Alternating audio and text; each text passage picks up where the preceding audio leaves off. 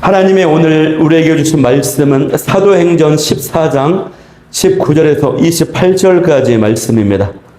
사도행전 14장 19절에서 28절까지의 말씀을 한 절씩 교독하도록 하겠습니다. 유대인들이 안디옥과 이고니온에서 와서 무리를 충동하니 그들이 돌로 바울을 쳐서 죽은 줄로 알고 시외로 끌어내치니라. 제자들이 둘러섰을 때에 바울이 일어나 그 성에 들어갔다가 이튿날 바나바와 함께 더베로 가서 복음을 그 성에서 전하여 많은 사람을 제자로 삼고 루스드라와 이고니온과 안디옥으로 돌아가서 제자들의 마음을 굳게 하여 이 믿음에 머물러 있으라. 또 우리가 하나님의 나라에 들어가려면 많은 날을 거쳐야 할 것이라 하고 각 교회에서 장로들을 택하여 금식 기도하며 그들이 믿는 주께 그들을 위탁하고 피시디아 가운데로 지나서 밤빌리아에 이르러 말씀을 버가에서 전하고 아달리아로 내려가서 거기서 배 타고 안디옥에 이르니 이곳은 두 사도가 이룬 그 일을 위하여 전에 하나님의 은혜에 부탁하던 곳이라. 함께 읽겠습니다. 그들이 이르러 교회를 모아 하나님의 함께 행하신 모든 일과 이방인들에게 믿음의 문을 여신 것을 보고하고 제자들과 함께 오래 있으니라. 아멘. 할렐루야. 네, 우리 좌우 옆 사람 사랑하고 축복합니다. 한번 인사하겠습니다. 사랑하고 축복합니다. 네, 감사합니다. 배 타고 안디옥에 이르러라는 제목으로 말씀을 나누겠습니다. 부제가 있다고 한다면 1차 전도 여행을 마치고 이런 내용이 되겠습니다. 우리가 지난주 수요일 저녁에 어떤 말씀을 나누었지요? 바울 전도팀이 이고니온에서 사역을 하고 루스드라에서 사역을 한 이야기를 나누었습니다. 이고니온에서 복음의 능력이 나타났는데 그것은요, 큰 구원의 역사가 나타나는 것을 의미하는 것이기도 하지만 그 반대로 큰 핍박과 반대가 나타났어요. 이건 역시도 복음의 능력이 있었기 때문이라고 했습니다.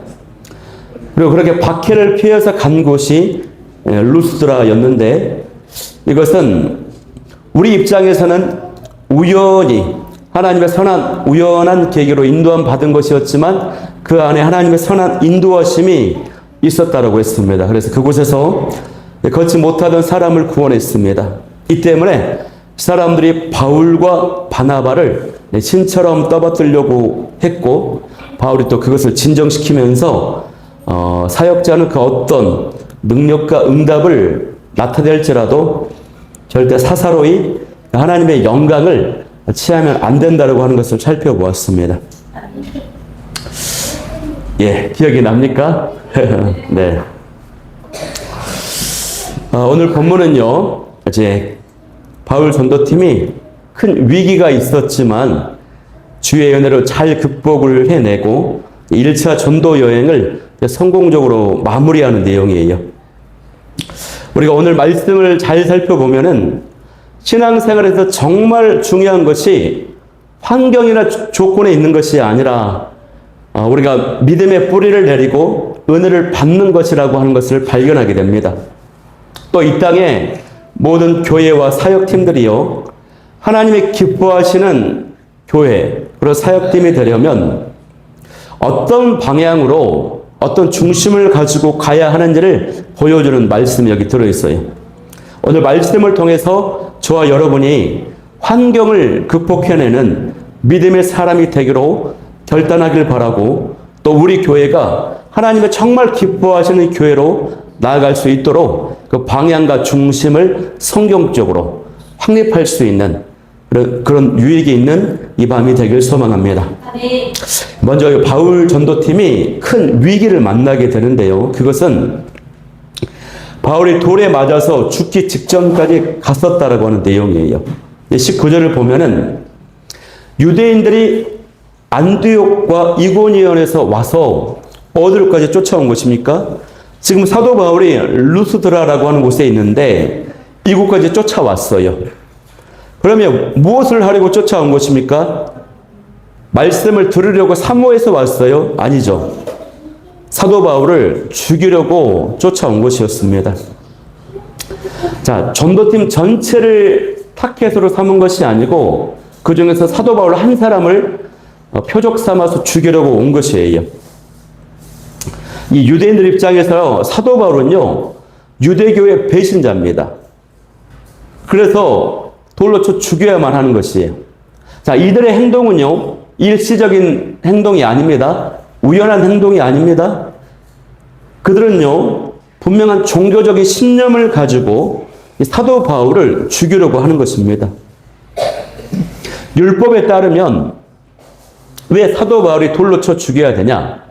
그들이 생각할 때 우상 숭배의 죄를 지금 짓고 있는 것이에요. 여호와 하나님이 아닌 다른 예수라고 하는 자를 전하고 예수를 믿으라고 하기 때문에 이 유대인들 입장에서는 사도 바울을 반드시 돌로 쳐 죽여야만 하는 이단의 수괴가 되는 거고 배신자가 되는 것입니다. 그렇기 때문에 이들은요, 어떻습니까? 하나님 앞에서 아주 거룩한 열심을 가지고 분명한 신념을 가지고 지금 사도 바울을 죽이려고 다른 도시에서까지 찾아왔다라고 하는 것입니다.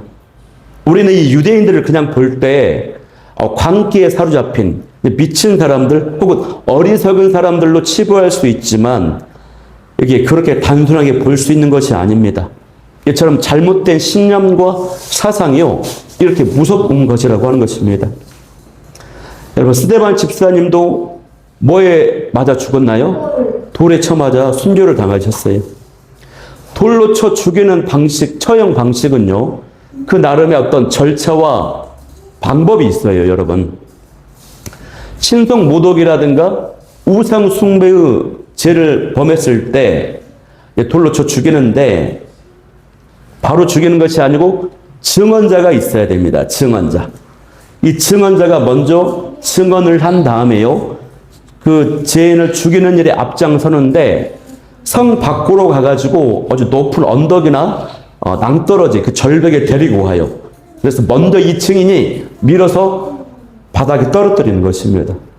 그런데 바로 즉사하면은 그냥 끝나는 것인데 바로 죽지 않잖아요. 그러면은 내려가서 이 증인이 돌로, 가장 큰 돌로 쳐 내리치기 전에 먼저 웃옷을 벗어요. 겉옷을 벗어가지고 포개가지고 이 사형 집행하는 감독자 앞에 가지런히 내려놓는 것입니다. 그리고 돌로 쳐 죽여요. 자, 여러분, 스데반 집사가 돌로 쳐 맞아 죽을 때 이 증언자들이 그들의 옷을 누구 앞에 내려놨다라는 기록이 있나요? 맞아요. 사도 바울. 근데 사도 바울이 당시에 이 스데반 집사를 순교하는, 처형하는 이 집행 전체의 감독관이요, 책임자였다라고 하는 것입니다. 그것을 다 관리하면서 지켜보는 인물이 사도 바울이었어요. 그런데 지금 이 사도 바울이 그 지금 스데반을 죽였던 그 경험을 본인이 지금 겪게 되는 것입니다. 여러분, 그 다음에 이 증인이 먼저 친 다음에 나머지 지켜보는 사람들이 그때야 이제 마구마구 돌로 쳐서 이 사람을 이제 사형시키는 거예요. 이 사람이 돌에 맞아 죽었다 그러면은 발목을 묶어가지고 이제 들판으로, 광야로 내다 버립니다. 그럼 지나가는 들짐승, 늑대들, 짐승들이 그 시체를 이제 훼손하면서 먹는 거예요. 이렇게 되는 거거든요. 여러분, 지금 바울이 돌에 맞아 이제 혼절을 하게 되는데 이때 아마 사도 바울이 어떤 생각과 마음을 가졌을까요? 어쩌면 자신이 스데반 집사를 죽이면서 행했던 그때를 떠올리면서 아, 그때 핏값을 내가 당하고 있구나, 회개하는 마음으로 맞았을지도 모르겠어요. 그런데 바울이 얼마나 끔찍하게 돌에 맞았는지 사람들이요, 죽은 줄로 알았다고 되어 있어요. 19절 하반절에 죽은 줄로 알고 기절했습니다. 모든 사람들은 이제 죽었다라고 생각했습니다. 그 정도로 끔찍한 폭행을 지금 사도 바울이 당했다라고 하는 것입니다. 여러분, 이 기록이 얼마나 가슴 아픈 기록입니까?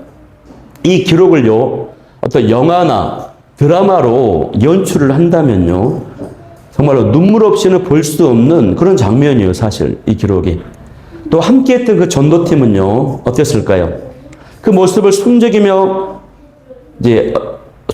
보는 거, 어쩌면은 숨어서 지켜봤을 수도 있어요. 눈물을 흘리면서. 자기가 나서면 자기도 죽을 수 있으니까 나서지는 못하고 어쩌면 숨어서 눈물 흘리면서 지켜보고 있었을지도 모르겠어요. 근데 너무나 슬프고 끔찍한 장면입니다.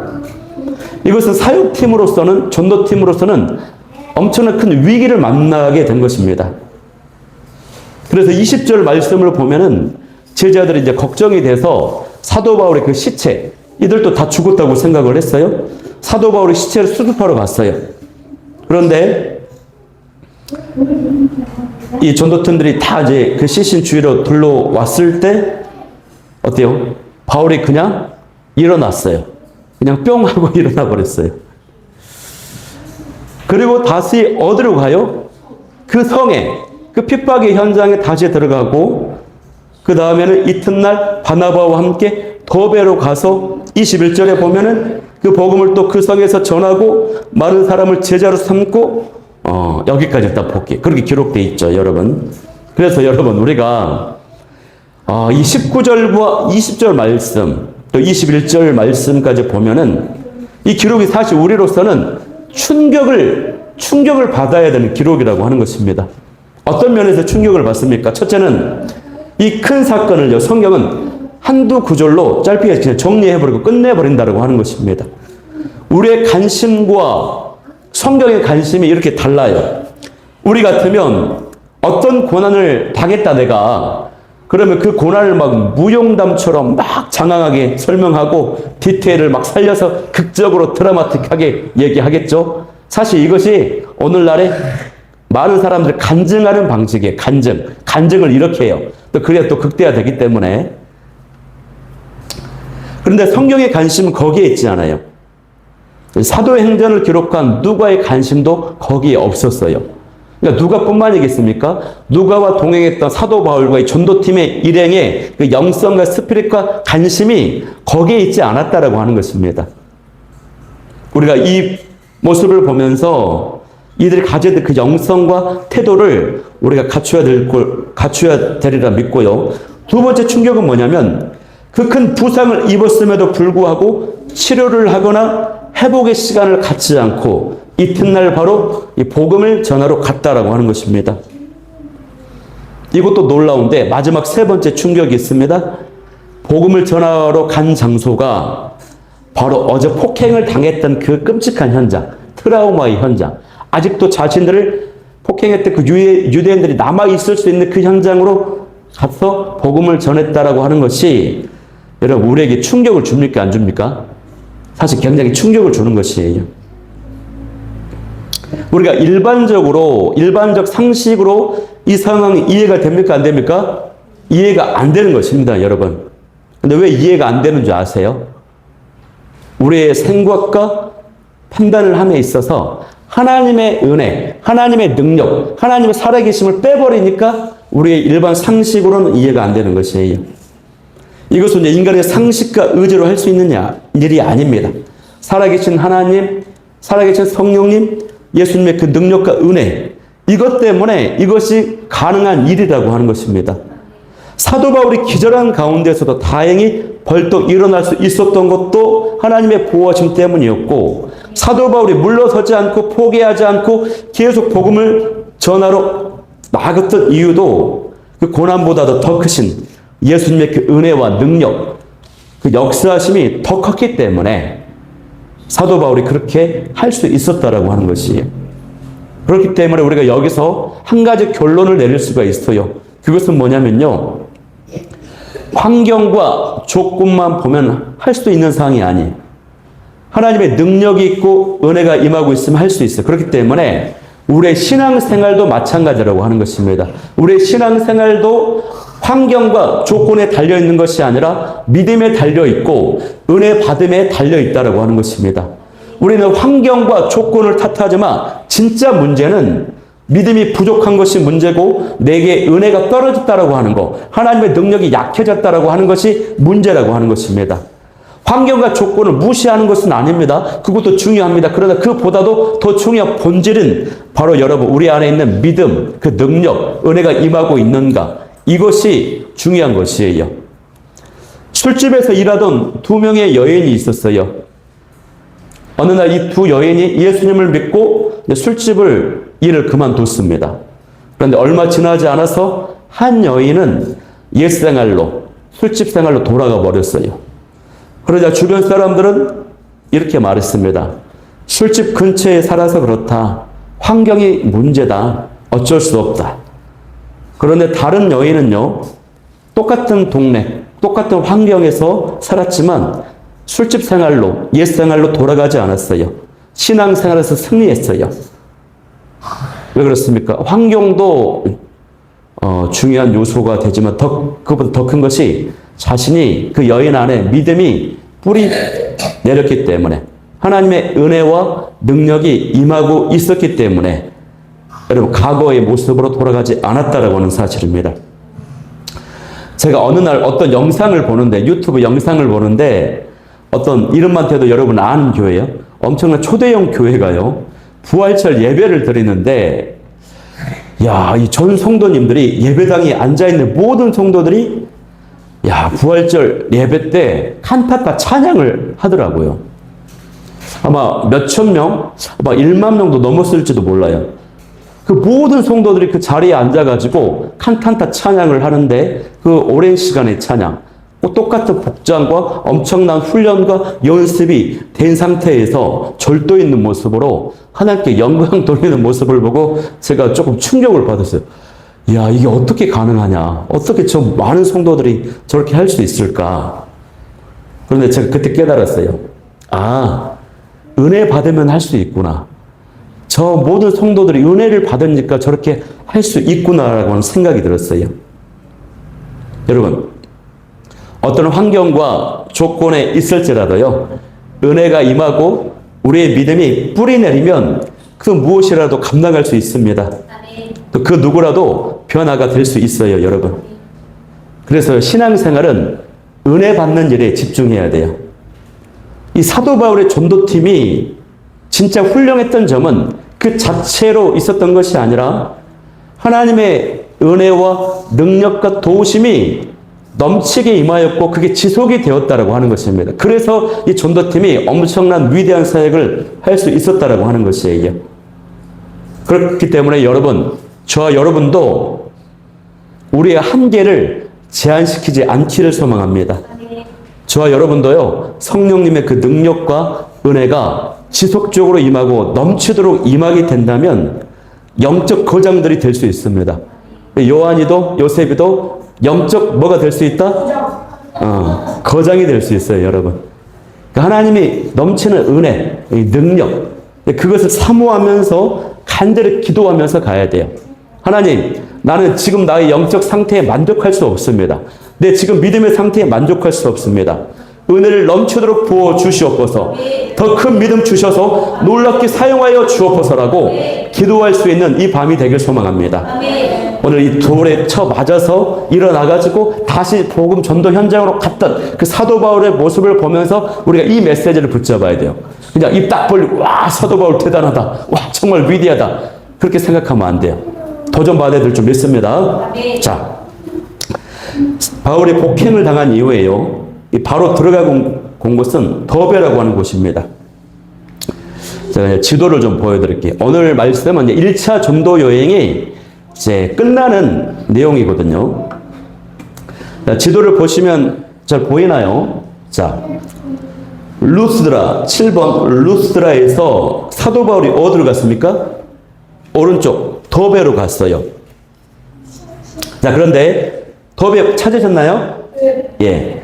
이 더베에서 조금만 더 가면 뭐가 나와요? 다소가 나와요. 다소는 누구의 고향이다? 사도 바울의 고향이에요. 자, 여러분, 사도 바울이 루스드라에서 더베로 갔고 이제 조금만 가면, 산맥 하나만 넘으면 자기가 그립고 사랑하는 고향이 다소가 나오는 것이에요. 로마서 말씀을 보면 사도 바울은요, 자기 동족 이스라엘을 정말 사랑했던 사람이에요. 하물며 고향 사람들 사랑하지 않았을까요? 이 고향 사람들을 만나서 복음을 전해주고 싶은 간절한 갈망이 있지 않았을까요? 어쩌면 사도 바울은요, 그런 의도를 가지고 그렇게 동선을 짜고 이동했는지도 몰라요. 1차 바울 전도팀이 맨 처음에 갔을 때 바나바와 함께 갔는데 바나바의 고향인 구브로에 맨 처음에 도착을 했잖아요. 그 끝물이 바로 이 다소라고 사도 바울의 고향 다소로 여행을 경로를 계획을 했었는지도 몰라요. 그래서 다소를 찍고 나면 다소에서 파송받은 교회 안디옥 교회까지는 매우 가깝다 가깝지 않다 매우 가까워요. 그렇게 아마 계획을 했었던 것 같아요. 추정입니다. 그런데 사도 바울이 동서를 보면은 더베까지 가가지고 이제까지 교회를 세우고 복음을 전했던 그 도시들 역방향으로 사역을 했던 그 현장으로 다시 돌아오면서 거쳐오면서 이제 아탈리아 항구에서 구브로 섬으로 가지는 않고 바로 안디옥으로 돌아와요. 이렇게 1차 전도 여행이 끝나는 거거든요. 여러분, 왜 사도 바울이 이렇게 동선을 갑자기 왔던 길로 돌아가면서 안디옥으로 돌아가는 것일까요? 그것은 사도 바울의 마음에 이제 이전에 섬겼던 그 교회 또 예수님 믿게 했던 성도들 이들에 대한 그 목회적 책임감 그 마음이 지금 막 가득 차 있는 것입니다. 조금만 가면 고향 갈 수 있는데 자꾸 이전에 교회들이 생각이 나고 이전에 만났던 성도들이 생각이 나는 것이에요. 이들을 목회적으로 더 양육을 하고 더 견고하게 해줘야 될 필요를 이 사도 바울이 느꼈던 것입니다. 그래서 다시 돌아가서 다시 만나서 사역을 하는 거거든요. 자, 그래서 이 내용이 22절에 선명하게 나와 있어요. 우리 22절 말씀을 한번 합독해 봐야 됩니다. 22절 시작. 제자들의 마음을 굳게 하여 이 믿음에 머물러 있으라 권하고 또 우리가 하나님의 나라에 들어가려면 많은 환난을 겪어야 할 것이라 하고. 아멘. 사도 바울이 다시 돌아와서 방문했던 사역했던 그 교회와 성도들 만나는 이유는 그들의 믿음을 굳게 하려고 견고하게 하려고 다시 방문했다라고 하는 것입니다. 그렇기 때문에 사도 바울이 단순히 사역을 하면서 예수님을 믿고 예수님 믿는 숫자만 늘리면서 사역을 끝나는 게 아니라 어떻습니까? 정말로 예수님의 제자로 또 자립을 할 수 있도록 그런 사역을 하면서 왔다라고 하는 것이에요. 사도 바울이요, 2차 전도 이후에 또 3차 전도 여행의 그 동선을 보면은 그 시작점에 있어서 바로 직전에 돌아봤던 그 현장, 그 교회를 거기를 먼저 갑니다. 한 번 더 가면서 동선을 확장하는 것이 나와요. 2차 때도 그렇고 3차 때도 그렇고 갔던 곳을 다시 재방문해서 믿음을 훈련시키는 모습이 나타나고 있어요. 자, 그러면은 우리가 여기서 확인해야 되는 게 뭐냐면 사도 바울에게 이런 모습이 있었기 때문에 1차 전도 여행이 성공적으로 끝났다라고 하는 것입니다.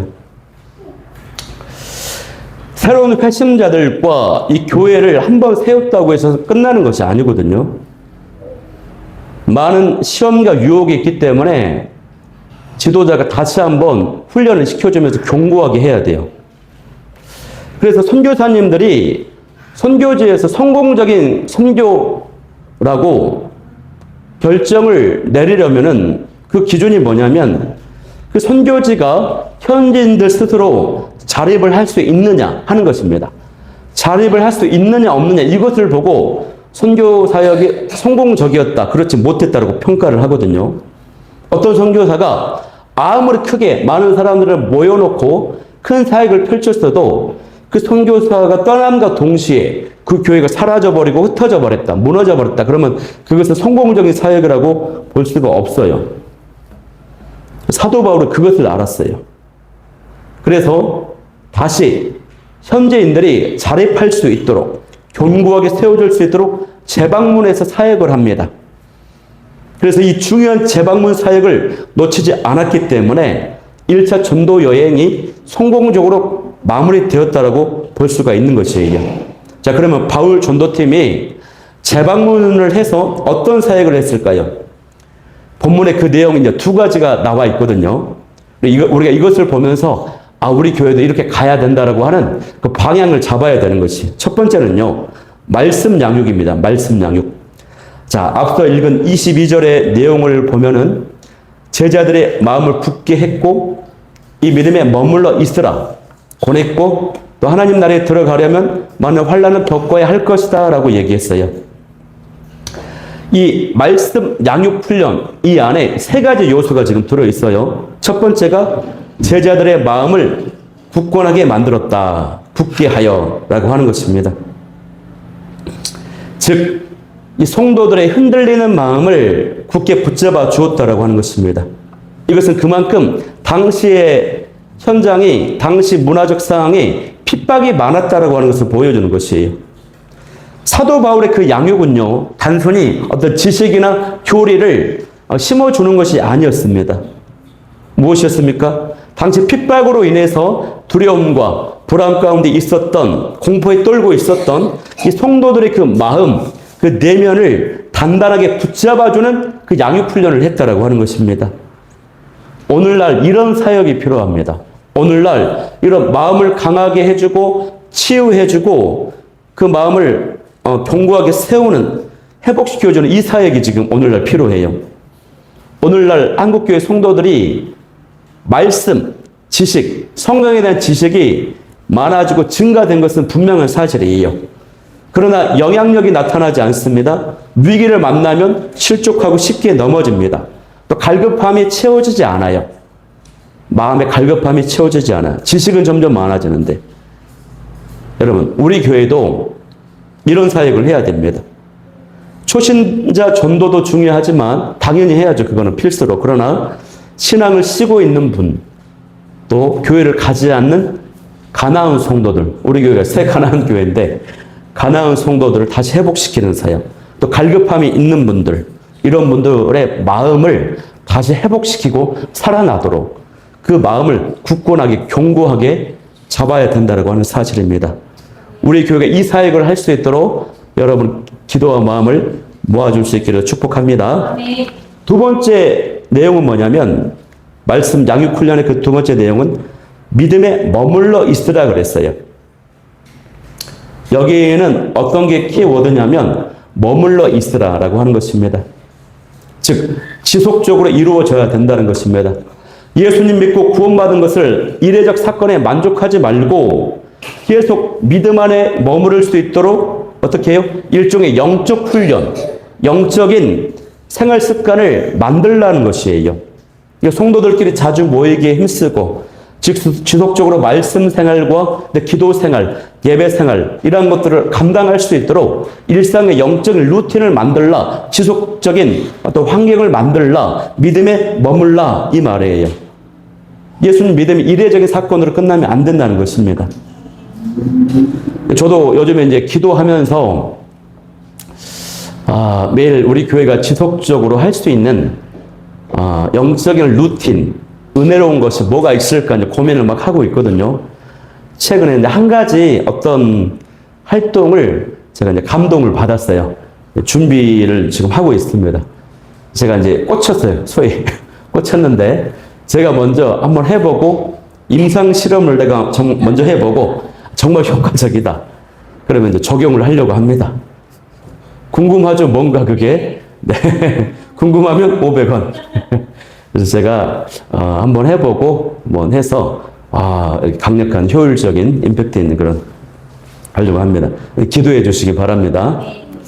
자, 양육 훈련의 말씀 훈련의 세 번째 요소는요 뭐냐면 하나님 나라에 들어가려면 많은 환난을 겪어야 할 것이다 라고 하는 내용이에요. 자, 환난을 미리 각오하고 준비하고 환난이 왔을 때 감당할 수 있는 그런 어떤 훈련을 했다는 것인데 사도 바울의 그 서신서를 보면요, 이 메시지가 굉장히 사실 많이 나와요. 신약 성경에. 사도 바울이 말씀 훈련, 양육 훈련을 함에 있어서 이 가르침이 아주 핵심적인 가르침이에요. 로마서 8장에 보면은 영광을 받으려면 고난도 함께 받아야 된다 그랬어요. 빌립보서 1장에도 보면은 그를 위하여 고난도 받게 하려 함이라. 디모데후서 3장에도 보면은 경건하게 살고자 하는 자는 박해를 받으리라. 이뿐만이 아닙니다. 다 제가 언급을 못했는데 사도 바울의 서신에 계속 녹아들어 있는 것이 고난을 받아야 된다. 이겨내야 된다. 이게 사도 바울의 말씀 양육 훈련의 핵심이었다고 하는 것이에요. 사도 바울은 이 제자들에게, 믿는 자들에게 성공, 번영, 축복 이거를 말하지 않아요. 믿음의 길에는 반드시 고난이 있다. 핍박이 있다. 이 사실을 가르칩니다. 성숙한 제자는요, 그래서 이 환난을 이상하게 여기지 않고 하나님 나라를 향한 가정으로 받아들이는 것입니다. 만약 사도 바울이요, 이때 루스라에서 돌에 맞아가지고 죽기 직전까지 갔어요. 이때 온몸이 피투성이가 됐겠죠. 이때 만약에 도망을 가버렸다면, 고향 집이 다소가 가까웠잖아요. 다소로 가버렸다면 이 도전의 메시지가 어떤 영향력과 설득력이 있었겠습니까? 아무런 힘이 없었을 거예요. 그러나 사도 바울이요, 그 피투성이 된 채로 다시 제자들한테 나타나서 자신의 몸을, 상처, 피 묻은 모든 몸을 보여주면서 하나님 나라에 들어가려면 환난을 감당해야 된다. 그걸 두려워하지 마. 이렇게 도전을 주니 어때요? 정신이 번뜩 나고 큰 울림과 어떤 능력의 메시지로 다가오는 것입니다, 여러분. 바울이 이것을 가르쳤어요.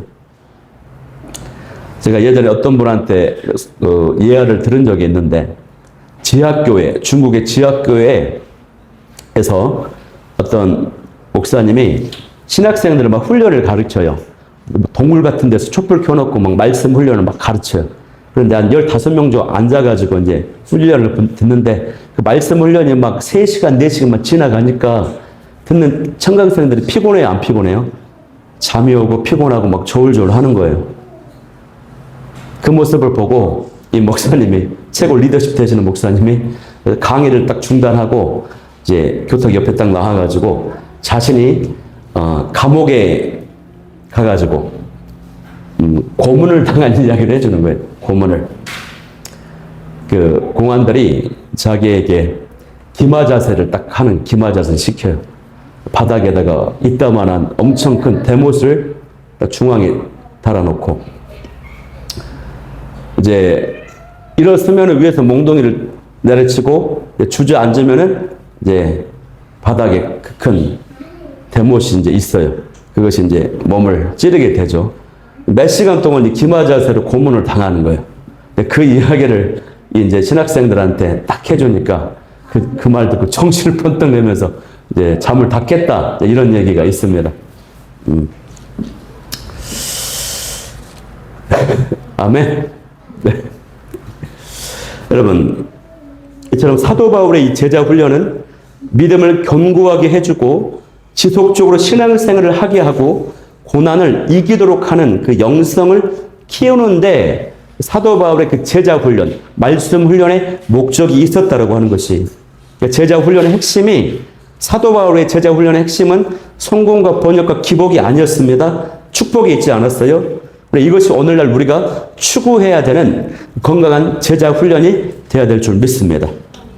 자, 사도 바울 전도팀이 재방문을 했습니다. 지금 교회와 성도들 재방문을 한 곳 한 곳 하면서 하는 사역을 지금 소개하고 있어요. 그 첫 번째 사역이 말씀 양육 훈련, 믿음을 견고하게 해주는 거, 또 믿음 생활을 머무르게 하고 고난과 환난을 두려워하지 않도록 무장시키는 훈련을 했다. 이게 이제 첫 번째 기둥이에요. 자, 다른 두 번째 내용이 있습니다. 자, 그것은요, 23절 말씀을 한번 읽어봐야 됩니다. 23절 시작. 각 교회에서 장로들을 택하여 금식 기도하며 그들이 믿는 주께 그들을 위탁하고, 이것이 바로 사도 바울이 했던 두 번째 중요한 사역이었어요. 그것은 뭐냐면요, 장로들을 세웠다라고 하는 것이, 그리고 금식하며 기도하고 주님께 맡겼다라고 하는 내용인데, 단순히 장로를 세웠다라고 하는 것에 이상의 의미가 있어요. 그게 뭘까요? 이거는 교회를 견고하게 세우기 위해서, 교회를 견고하게 세우기 위해서 리더를 세우고 교회의 어떤 시스템을, 조직, 체계 이런 만들었다라고 하는 것입니다. 교회가 지속적으로 유지되고 성장할 수 있는 어떤 구조를 만들었다라고 하는 것이에요. 첫 번째 재방문 사역의 핵심이 영적인 양육, 사람을 훈련시키는 거였다면 두 번째 핵심은 영적 조직화, 체계를 만들어서 교회가 견고하게 지속적으로 갈 수 있는 그 시스템을 만들었다라고 하는 것입니다. 근데 이것이 여러분 그냥 일반 기업이나 관공서에서 말하는 조직을 경영하고 관리한 그것을 말하는 것이 아니고 교회의 주인 되신 예수님께 의지하면서 인도함을 받으면서 리더를 세웠다라고 하는 거, 이게 달라요. 성령의 인도하심 가운데 세워진 영적 질서, 조직화, 이것을 지금 말하는 것입니다. 여러분, 많은 교회들이 있지만요, 많은 교회들이 이 균형을 잡혀야 되는데 어떤 교회는 영성이라든가 말씀 제자 훈련을 강하고 신앙의 실천은 강해요. 그런데 그거에 비해서 조직이라든가 행정이라든가 체계라든가 구조가 너무 약해가지고 어려움에 빠지는 경우가 있어요. 이런 경우에는요, 성장을 합니다. 성장을 하는데 성장이 어느 때까지만 성장하고 한계에 머무르고 말아요. 더 이상 성장하지 못해요. 혼란과 좀 여러 가지 질서가 어려움이 있습니다. 또 그 반대로 조직과 행정과 체계는 강하지만 영성, 신앙의 실천, 이것이 약한 교회가 있어요. 이 경우에는 생명력이 없어요. 역동성이 또 없어요. 언뜻 보면 안정되어 있는 것 같이 보면 딱 들여다보면 역동성이 없어서 정체되어 있는 경우가 많습니다. 그런데 사도 바울은요, 이 재방문 사역을 통해서 이 두 가지를 모두 세웠던 것입니다. 만났던 교회들, 성도들. 한쪽으로는 말씀 훈련, 양육 훈련을 통해서 그 사람을 준비시키고, 외적으로는 교회의 어떤 기본 골격과 체계, 구조, 리더십을 세워가면서 그렇게 또 인본주의를 가지 않고 하나님을 철저하게 의탁하게 하면서 리더십이 발휘되도록 체계와 구조를, 행정을 세웠다라고 하는 것입니다. 그렇기 때문에 우리 교회도 영성과 생명력과 역동성 이러한 것들이 있어야 함과 동시에 어떻습니까? 이 조직화와 체계와 어떤 구조가 잘 구축이 되는 그런 교회가 되어야 될 줄 믿습니다. 그런 양 기둥이 잘 세워질 수 있도록 저희 교회를 위해서 기도를 많이 해주시기 바랍니다. 자, 그렇게 사역을 마치고요, 아달리아 항구, 아달리아에서 배를 타고 파송교회인 안디옥에 돌아왔습니다. 26절이 이제 그 내용이거든요. 근데 이 26절의 기록을 보면은 뭐라고 되어 있냐면, 거기서 배 타고 안디옥에 이르니, 이곳은, 안디옥을 말합니다. 이곳은 두 사도가 이룬 그 일을 위해서 전에 하나님의 은혜에 부탁하던 곳이라, 이렇게 표현을 하고 있어요. 쉽게 그냥 파송받은 교회다 이렇게 말하지 않고 그 일을 위해서 전에 하나님의 은혜에 부탁하던 곳이다. 무슨 의미가 여기 숨겨져 있습니까? 안디옥 교회 성도들이 이 전도팀을 파송한 다음에, 자, 1차 전도 여행은 2년의 시간 정도 걸렸거든요. 총 2년 동안 노심초사 걱정하며 기도하며 애를 태우면서 관심을 가지고 사랑으로 중보하는 그런 모습이 가지고 있었다. 이 모습을 지금 보여주는 것입니다. 그냥 보내놓고 무관심하고 알아서 해, 이게 아니라 오매불망 기도하며 기다리면서 그런 모습을 지금 보여주는 것이에요. 지금 이 기록이. 그러면 사도 바울 전도팀이 돌아와서 그냥 끝났다라고 마쳤습니까? 아닙니다. 무엇을 합니까? 27절에 보면은 선교 보고를 해요. 선교 보고. 하나님이 우리에게 행하신 일과 자기들이 어떤 일을 겪었는지, 또 얼마나 많은 사람들이 예수님 믿고 구원받았는지, 그런 역사와 은혜들을 막 나누었을 것입니다. 선교 보고를 하는 것이에요. 여기서 우리는 또 한 가지를 발견하게 되는데, 이것이 바로 선교사를 파송하는 이 파송교회와 선교사와 이 관계의 모델적인 관계가 어때야 되는가를 보여주는 기록인 것입니다. 많은 교회들이 선교사님들을 파송만 하고 매월 정기적인 어떤 후원금만 보내고 그냥 끝나잖아요. 근데 그렇게 하면 안 되고, 그렇게 하면은 관계가 멀어집니다. 그래서 정말 관심 갖고 기도해야 되고요. 사랑하는 마음이 있어야 되고, 또 사역팀은요, 항상 정기적으로 돌아와서 사역 보고를 해야 되는 것이에요. 이런 사역을 했고, 이런 은혜가 있었고, 이런 열매가 있었어요. 성도들에게 보고를 하고, 더 마음과 기도를 모으게 하고, 이렇게 해야지 진정한 모델적인 파송교회와 사역팀의 관계가 이루어진다고 하는 것입니다. 지금 오늘날 이런 모습들이 많이 잃어버렸어요. 이런 모습들이 회복될 수 있기를 소망합니다.